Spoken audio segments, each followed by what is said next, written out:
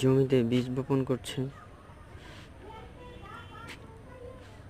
বীজ ছিটিয়ে ছিটিয়ে দিচ্ছে।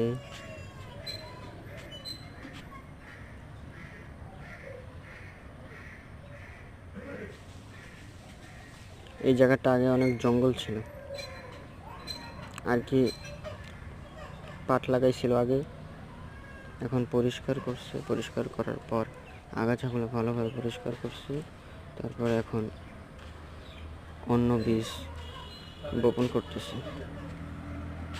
ছিটিয়ে ছিটিয়ে দিচ্ছে আমরা দেখতে পাচ্ছি।